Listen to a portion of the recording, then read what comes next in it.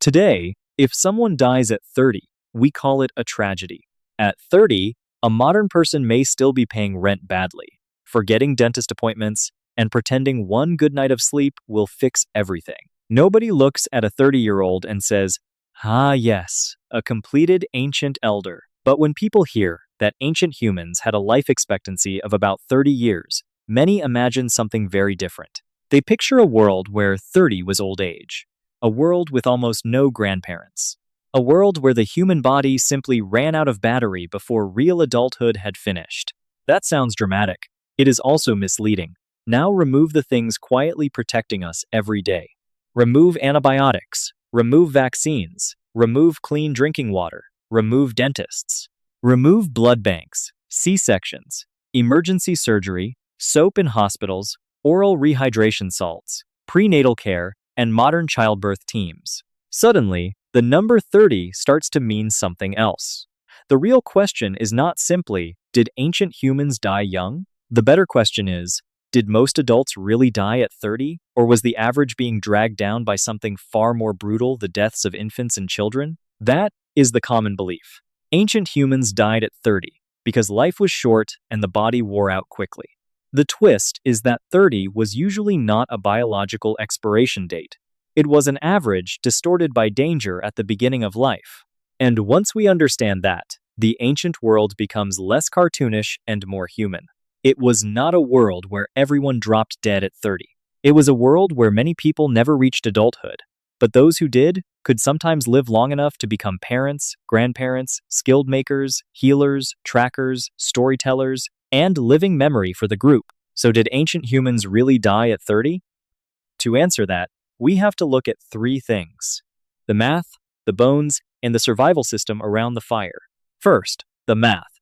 Life expectancy sounds like it is telling you the age a normal person should expect to reach. But very often, when people talk about ancient life expectancy, they mean life expectancy at birth. That phrase matters. Life expectancy at birth is the average expected lifespan for a newborn entering a population. It includes everyone: babies who die in the first day, toddlers who die of infection, children lost to hunger, teenagers, adults, and elders. It is not the same thing as the age most adults died. That is the trap. Imagine 4 people in a tiny prehistoric group. One baby dies at birth. One child dies at age 4. One adult lives to 60. Another lives to 70. Add those ages together. 0, 4, 60, 70. That gives you 134 years. Divide by 4. And the average age at death is 33 and a half. On paper, it looks like this group lived to about 30. In real life, nobody died at 33. 2 lives ended tragically early. 2 people became elders. That is the difference between arithmetic and biography. Averages can be useful, but they can also do a magic trick. They take infant graves and elder bones, mix them into one number, and then tempt us to imagine a normal adult dying right at the average. That is not how survival worked. Modern people fall into this trap because modern childhood survival is so much better. In many places today, we expect most children to survive their first year, their 5th year, and their teenage years. That expectation is historically unusual. It depends on clean water, vaccination, nutrition, antibiotics, emergency care, and public health systems so ordinary that we barely notice them. Ancient people had care. They had knowledge. They had attention. They had parents watching children with the same fear and love parents have now. But love does not sterilize water. Knowledge does not always stop a hemorrhage. A careful grandmother cannot perform emergency surgery in a smoky shelter with stone tools and no blood transfusion. So life expectancy at birth was pulled downward because the earliest years were deadly. And archaeology does not show a world empty of older adults. Researchers studying human remains look for signs that a person lived beyond early adulthood: worn teeth, arthritic joints, healed fractures, remodeled bone after infection, degeneration in the spine, and changes in the pelvis, ribs, skull, and joints.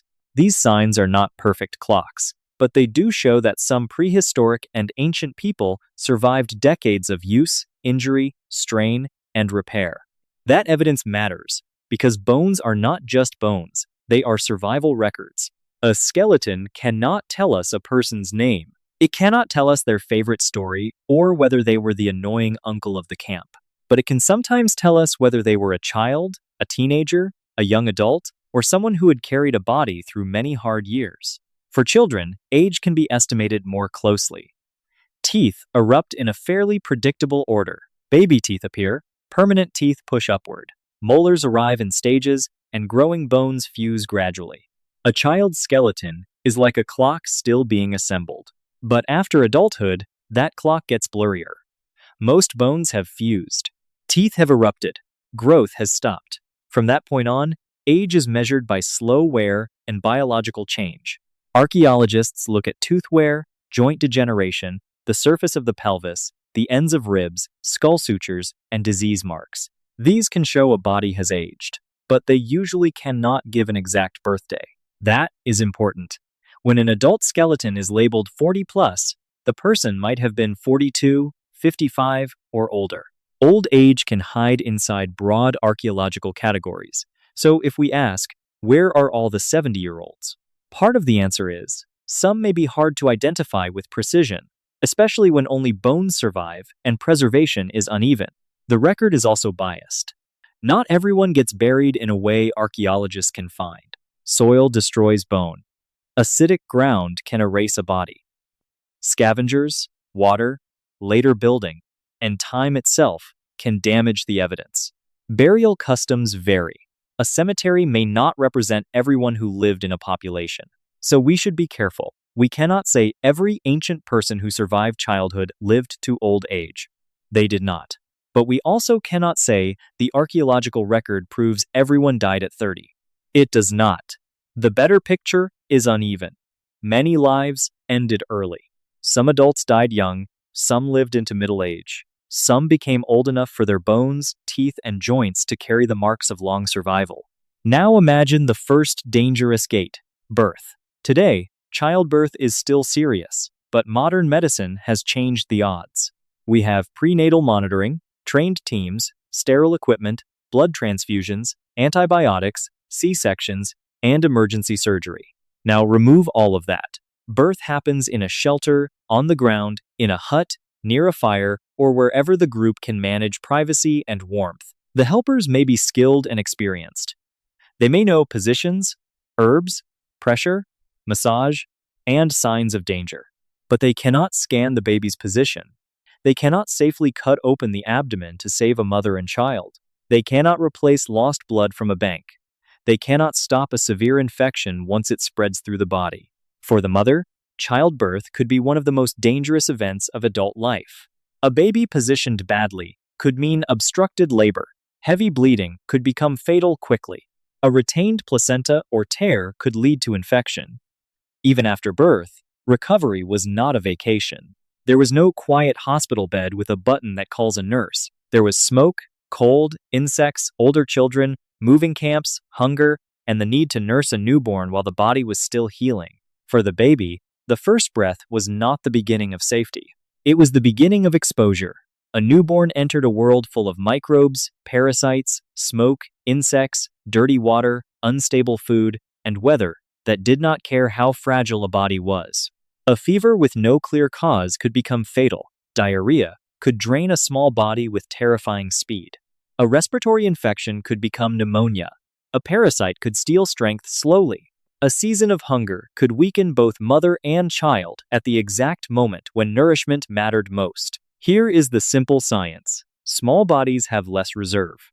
A baby or toddler has less fluid to lose, less stored energy, and a weaker ability to regulate temperature. Diarrhea that a healthy adult might survive can dehydrate a child quickly. A cold night can pull heat from a small body faster. A fever raises fluid needs. Infection can spread before anyone knows what is happening. Modern oral rehydration salts are not glamorous. Nobody makes action movies about them. But they are one of the most powerful survival tools humans have ever created.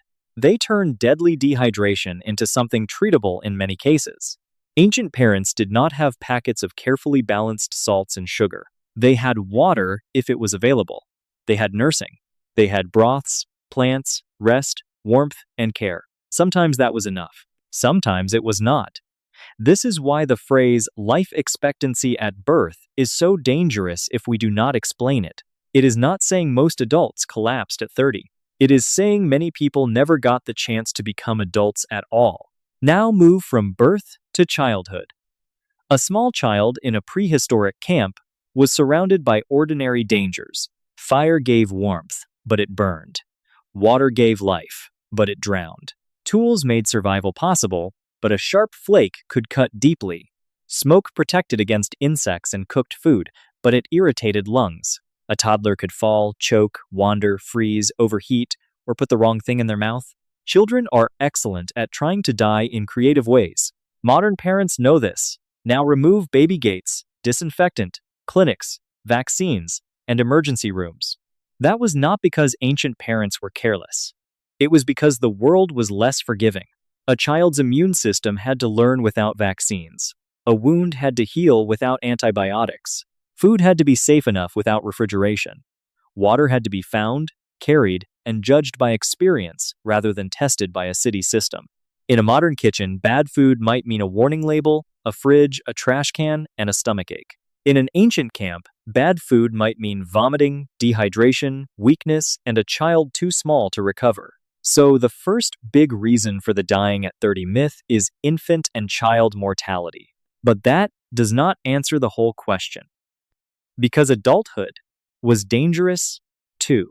Imagine a grown adult in a prehistoric group, maybe 35 or 40. They wake before dawn while the fire is low. Their knees already know every hill around the camp. Their hands carry scars. Their teeth have chewed tough meat, fibrous plants, and grit from stone-ground food. They are not elderly by modern standards, but they are not untouched. Ancient adulthood was not safe. A cut could kill. A tooth infection could become a pathway for bacteria into the jaw and bloodstream. A broken leg could mean dependence on others. A fall from a ledge, a spear wound, an animal kick, a childbirth complication, or a season of hunger could end a life quickly. This is the second big point. Some adults absolutely did die young. The myth is not wrong because ancient life was easy. The myth is wrong because it turns a dangerous age pattern into a fake rule. 30 was not a normal expiration date. It was one possible age among many, in a world where death came unevenly. Infection was one of the great enemies. Today, a small wound often means washing it, disinfecting it, covering it, and maybe taking antibiotics. We also understand germ theory. We know that invisible organisms can enter tissue, multiply, and overwhelm the body. Ancient humans did not have microscopes, but they were not stupid. They could observe that some wounds went bad, that pus and swelling were dangerous, that some plants soothed pain, that washing or scraping might help, that flies were bad news, and that rest mattered. But observation is not the same as antibiotics. If bacteria entered a wound, the immune system had to fight with whatever support the group could provide. Sometimes the body won. Sometimes fever rose, swelling spread, and the person died. Evidence of healed injuries is therefore important. A healed fracture tells us the person did not die immediately. Bone repair takes time. Remodeling can take months or years. A badly healed break may show that the body survived even without perfect treatment. It may also suggest the person was fed and protected while injured. That is a huge survival clue, because a person with a broken leg cannot run after game. They may struggle to gather, carry, defend themselves, or move with the group. If they survived long enough for serious injuries to heal, someone likely helped them. This is where ancient survival becomes social. Survival was not only muscle. It was food sharing, wound care, child care, memory, teaching, watching, carrying, waiting. One famous example often discussed is Shanidar I, a Neanderthal from Shanidar Cave. His remains show serious injuries and conditions that likely affected movement, sight, hearing, and daily survival. Researchers have argued that surviving for years with such impairments would probably have required support or accommodation from others. We should be careful with any single fossil case, but the broader point is powerful. Deep human and archaic human survival was not just individual toughness. It often depended on group care. That matters for the title. If ancient humans had truly been a world of disposable 30-year-olds, we would expect less evidence of long-term injury survival, less accumulated knowledge, and less importance for older adults. But humans are not built like solitary machines. We are cooperative primates with language, memory, teaching, and obligation. An older adult who no longer sprinted well could still be valuable. They could know where water lasted after the obvious stream dried.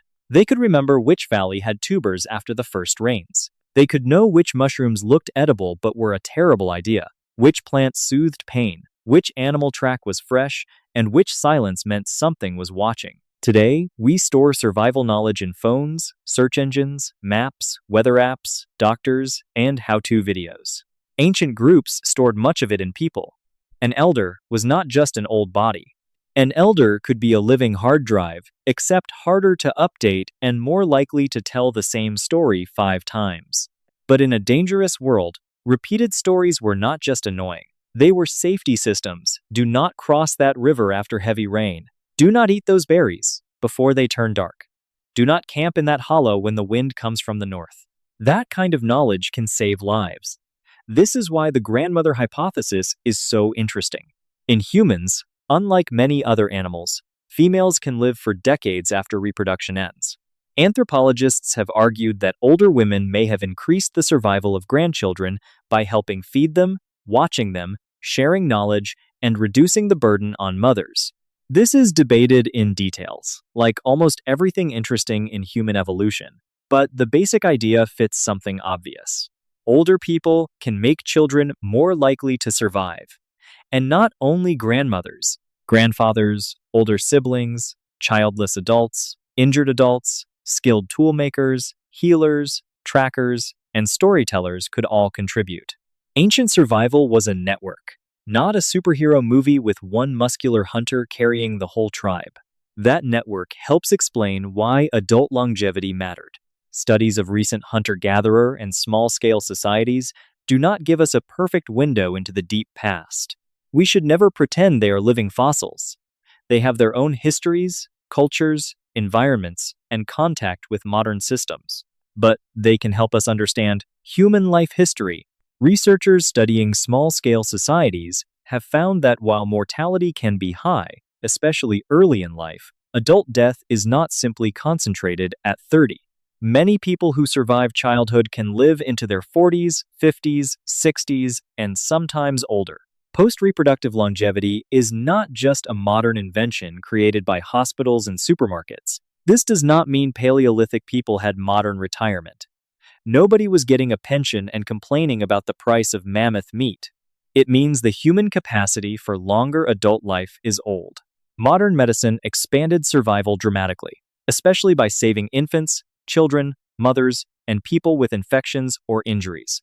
But it did not invent the possibility of older adulthood from nothing. The body can last. The problem was getting through the hazards. Now look again at the number 30. It starts to look less like an age and more like a battlefield report. It carries the weight of babies who died in birth, toddlers lost to dehydration, children taken by infection, teenagers injured in accidents, mothers lost in childbirth, adults killed by wounds, famine, violence, cold, smoke damage, tooth infection, parasites, or bad luck. When all those deaths are averaged together, the number falls.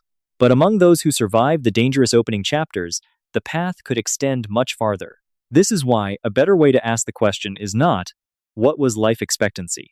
It is, life expectancy for whom? Starting at what age? At birth, the number can be low. After surviving infancy, the odds improve. After surviving childhood, the odds improve again. After reaching adulthood, a person still faced danger, but 30 was not the end of the road. It was often the age of an experienced adult, someone who had skills, children, scars, memory, and value. That is the shape of the ancient survival curve. Deadly beginning, dangerous middle, possible old age, not guaranteed, possible. Now, there is another reason the myth survives. It feels simple. Ancient people died at 30 is easy to remember. Life expectancy at birth was low because infant and child mortality was high, but conditional adult survival could be much longer. depending on ecology, disease, violence, nutrition, sex, childbirth, and social care is accurate, but it is not exactly a great t-shirt. So the simple version wins. But simple can become wrong. Averages are not lies, they are tools. But if you use the wrong tool for the wrong question, you can build a very confident misunderstanding. If you want to know how dangerous it was to be born in an ancient world, life expectancy at birth matters. If you want to know whether a 30-year-old adult was ancient and near death, life expectancy at birth can mislead you. That is the central twist. The number 30 tells us less about adult old age than about child survival. And that is darker, in a different way. It means the ancient world was not mainly a place where everyone enjoyed 30 years and then politely died on schedule. It was a place where too many children never reached the campfire as adults. The tragedy was not that 30 was old. The tragedy was that childhood was so dangerous. But if a child survived, learned, grew, and entered adult life, they could become part of the group's survival machinery. They could gather food, make tools, raise children, remember routes, repair shelters, treat wounds, identify plants, judge strangers, read animal behavior, notice weather changes, teach the young what not to touch, where not to sleep, and when not to be brave. In a world without writing, old knowledge had legs. It could walk beside the group. That is why elders mattered, not because every ancient person became one. Many did not. But because those who did could change the odds for everyone else. Picture a camp at dusk. Not a romantic, perfect tribe. A real camp. Smoke in the eyes, hunger nearby, children coughing, a hide being scraped, someone limping, someone nursing a baby, someone arguing about whether to move tomorrow. Near the fire sits an older adult. Their teeth are worn. Their fingers are stiff. Their back hurts. They are not superhuman. They are not a wise movie wizard. They are just someone who has survived enough mistakes to recognize a few before they happen again. A younger person asks where the group should go when the river drops. The older one remembers. A child reaches for the wrong plant. The older one stops them. A storm wind changes. The older one notices. That kind of survival does not show up neatly in the number 30, but it may be one of the reasons humans survived at all. So did ancient humans really die at 30? Some did. Many died before that. Many children died long before adulthood. Some adults died in their 20s and 30s from childbirth, infection, injury, violence, hunger, or disease. But 30 was not the normal expiration date of the human body. If an ancient person survived birth, infancy, childhood disease, injury, hunger, and the brutal randomness of the world, they had a real chance of living much longer. Some reached middle age. Some became elders. And those elders may have been among the most valuable survival tools the group had. The myth of dying at 30 is not completely false because the ancient world was gentle.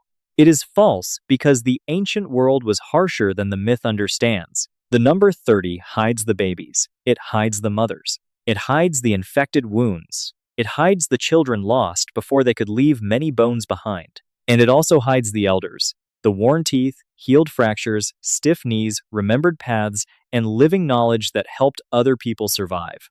Ancient human survival was never just about who was strongest. It was about who could be kept alive, who could remember, who could teach, and who could carry the group's hard-won knowledge into another season. The ancient world was brutal, but it was not a world without elders. And once you see that, the question changes. It is no longer, why did everyone die at 30? It becomes, how did any human survive long enough to become old? And what did the group gain when they did? That answer is written not only in numbers, but in bones, scars, children, memory, and the fragile power of people keeping one another alive.